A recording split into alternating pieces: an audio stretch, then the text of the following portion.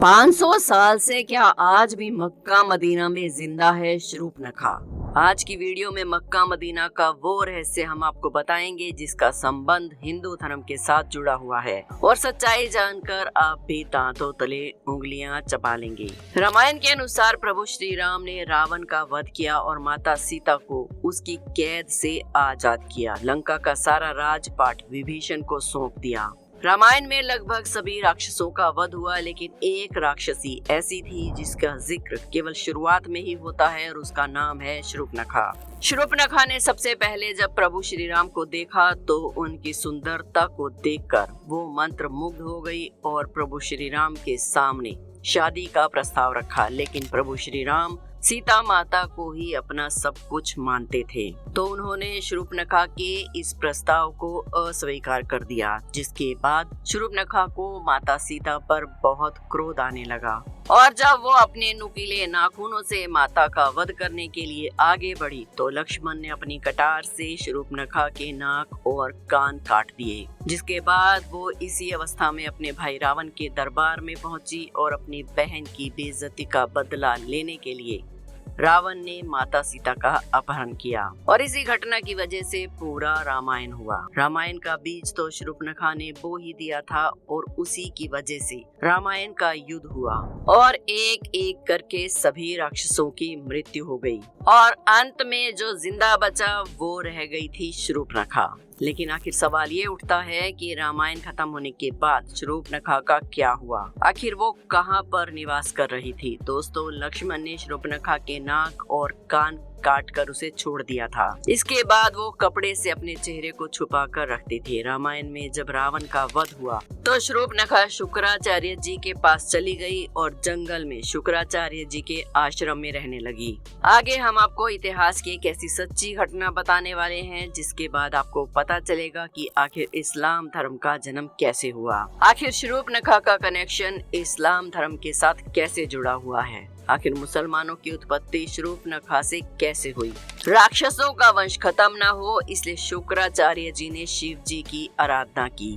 शिव जी ने अपना एक स्वरूप शिवलिंग के रूप में शुक्राचार्य जी को दे दिया और कहा कि जिस दिन कोई हिंदू इस शिवलिंग के ऊपर गंगा जल चढ़ा देगा उस दिन दुनिया के सारे राक्षसों का अंत हो जाएगा। अब ये शुक्राचार्य जी की जिम्मेदारी थी कि वो किसी भी हालत में शिवलिंग को हिंदुओं से बचा कर रखें, और उस शिवलिंग को शुक्राचार्य जी ने हिंदुओं से दूर रखने के लिए रेगिस्तान में स्थापित कर दिया, जो आज भी अरब में मक्का मदीना के नाम से जाना जाता है। आपको ऐसा लग रहा होगा कि हम ये कैसी बातें कर रहे हैं, लेकिन ये सच्चाई है और तथ्यों पर आधारित है। महान इतिहासकार पीएन ओक ने अपनी पुस्तक वैदिक विश्व राष्ट्र का इतिहास में मक्का में शिवलिंग होने की बात का स्पष्ट प्रमाण दिया है। आइए जानते हैं कि आखिर शूर्पनखा ने इस्लाम की उत्पत्ति कैसे की। असल में इस्लाम एक मजहब है। मजहब का मतलब है अपने कबीलों के गिरोह को बढ़ाना।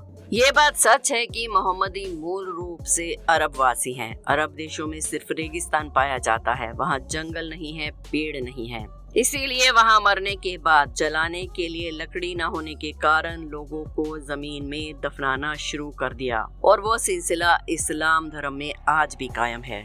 शूर्पनखा जो उस समय चेहरा ढक कर रखती थी वो परंपरा उसके बच्चे आज भी निभा रहे हैं। आज भी मुस्लिम महिलाएं चेहरे को ढक कर रखती हैं। शूर्पनखा के वंशज आज मुसलमान कहलाते हैं।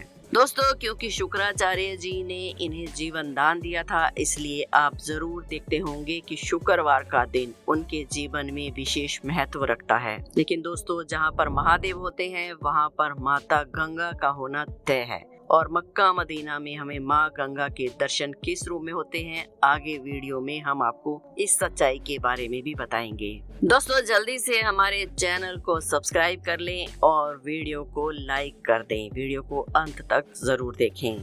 मक्का मदीना में शिवलिंग है या नहीं, ये जानने के लिए हमें सबसे पहले मक्का मदीना की कहानी को विस्तार से समझना होगा, जिसके बाद हम ये स्पष्ट रूप से समझ पाएंगे कि मक्का मदीना में सचमुच में मक्केश्वर महादेव मौजूद हैं या नहीं।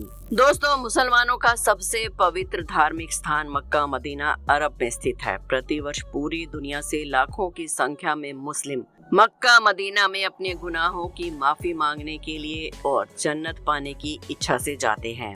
जिस तरह से हिंदू 4 धाम तीर्थ के लिए जाते हैं, ठीक उसी तरह से मुस्लिम तीर्थ यात्रा के लिए मक्का मदीना जाते हैं। लेकिन कई ऐसे रहस्य हैं जो आज तक आपको पता नहीं है। मक्का मदीना में शिवलिंग होने की बात कई इतिहासकारों ने अपनी पुस्तक में लिखी है। रोमन इतिहासकार जिनका नाम डोडोसेल्स है, उन्होंने अपनी पुस्तक में स्पष्ट रूप से वर्णन किया है कि मक्का मदीना में पहले मक्केश्वर यानी कि महाशिव का मंदिर था। ये उस समय की बात है जब मुसलमान वहाँ इबादत नहीं करते थे। उस समय वहाँ मक्का मदीना भी नहीं बना था।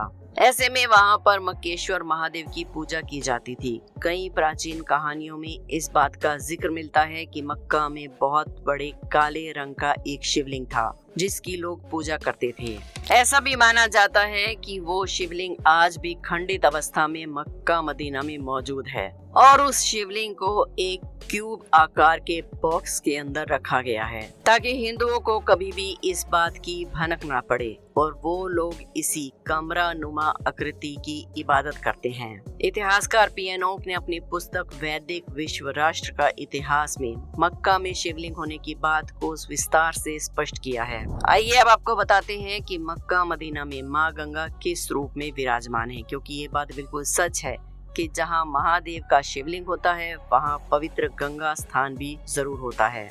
मक्का मदीना में काबा के पास एक बहुत ही पवित्र झरना बहता है। कहते हैं इस पवित्र जल को ग्रहण करके लोग धन्य धन्य हो जाते हैं और मुसलमान लोग इस पवित्र झरने को जमजम के पानी के नाम से पुकारते हैं। वैज्ञानिकों ने ये दावा किया है कि ये पानी हमेशा शुद्ध रहता है। माँ गंगा के पानी की तरह ये पानी कभी भी गंदा नहीं होता और ये पानी हर कोई पी सकता है, चाहे वो कितना भी बीमार हो या फिर इस पानी के अंदर कितने भी रसायन डाल दिए जाएं, ये फिर भी खराब नहीं होता।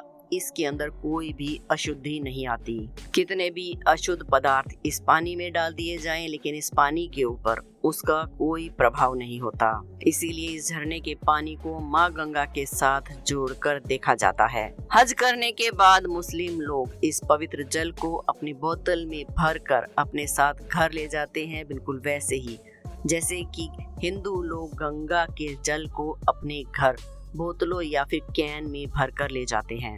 मक्का में हज के दौरान कई सारी रीतियां वैसे ही निभाई जाती हैं जैसे हिंदुओं में पूजा के समय निभाई जाती हैं। लेकिन दोस्तों, आपको ये जानकर बड़ी हैरानी होगी, जहां हिंदुओं के मक्केश्वर महादेव मौजूद है वहीं पर हिंदुओं का जाना वर्जित है। जी हाँ दोस्तों, मक्का मदीना के अंदर सभी तरह की गैर मुस्लिम लोगों का प्रवेश वर्जित किया गया है।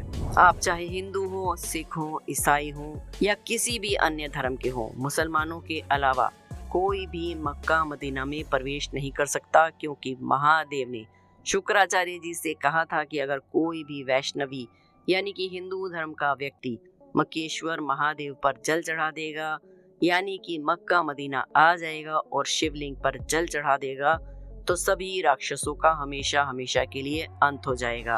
इसीलिए शुक्राचार्य जी ने मुसलमानों का वंश बचाने के लिए अरब में शूर्पणखा को ये जिम्मेदारी दी कि वो वहां जाकर शिवलिंग को हिंदुओं से बचा कर रखे और धीरे धीरे शूर्पणखा ने वहां अपना वंश बढ़ाया, जिन्हें कालांतर में मुस्लिम कहा जाने लगा और ये रूल बन गया कि यहाँ हिंदुओं का आना मना है। अब आपके दिमाग में ख्याल आ रहा होगा कि अगर आप छुप करके चुपचाप मक्का मदीना जाएं तो क्या होगा, क्या किसी को पता चलेगा? तो इसका जवाब थोड़ा कंट्रोवर्शियल हो सकता है। हम आपको बता चुके हैं कि मक्का मदीना में हिंदू ही नहीं बल्कि गैर मुस्लिम कोई भी नहीं जा सकते, क्योंकि इसके कई कारण हैं। सबसे पहले यहाँ जाने के लिए एक विशेष परमिशन की आवश्यकता होती है, जो इस बात का सबूत होता है कि अगर आप मक्का मदीना जा रहे हैं तो आप एक मुस्लिम व्यक्ति ही हैं और उसका किसी अन्य धर्म से कोई संबंध नहीं है। दूसरा, मक्का जाने के रास्ते में आपको कई जगह जगह ऐसे साइन बोर्ड देखने को मिलेंगे जिस पर साफ तौर पर लिखा हुआ है कि मक्का में गैर मुसलमानों का प्रवेश वर्जित है।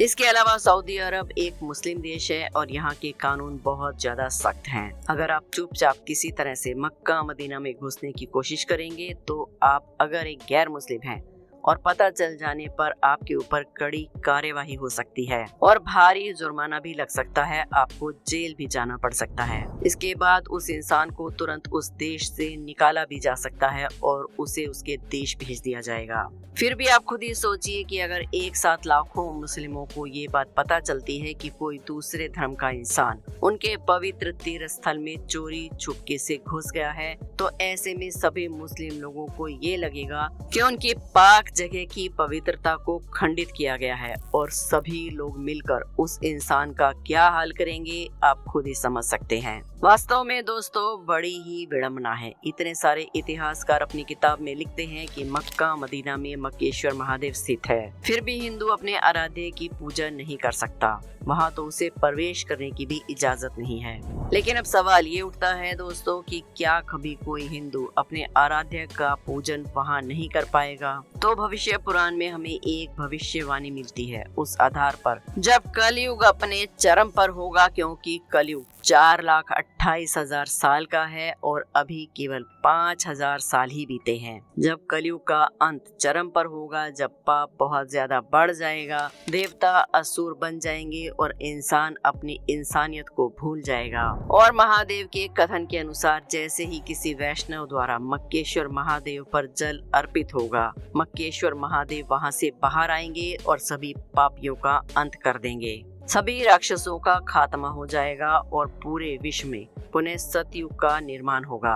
राक्षसों का अंत होगा और सनातन धर्म का डंका जोरों शोरों से चारों ओर बजेगा। ये बात हम नहीं कह रहे हैं, बल्कि इतिहासकारों की पुस्तकों में लिखा है। क्योंकि आज की वीडियो में हमने आपको जो भी रहस्य बताए हैं वो सब हम नहीं कह रहे हैं, बल्कि इतिहासकारों की किताबों के तथ्यों के आधार पर कह रहे हैं। और ऐसे कई विषय हैं जो हमें सोचने पर मजबूर कर देते हैं कि क्या सचमुच में मक्का मदीना में मक्केश्वर महादेव मौजूद हैं और भविष्य में हमें उनके दर्शन क्या प्राप्त होंगे। इस पूरी घटना को लेकर आप क्या विचार रखते हैं? क्या मक्का मदीना सचमुच में हिंदुओं का पवित्र स्थान है या मुसलमानों का? आपकी जो भी राय हो हमें कमेंट सेक्शन में जरूर बताएं। वीडियो को एक लाइक जरूर करें, चैनल को सब्सक्राइब करना बिल्कुल ना भूलें और कमेंट्स में हर हर महादेव जरूर लिखें। कल फिर मिलेंगे एक और वीडियो में। जय महाकाल।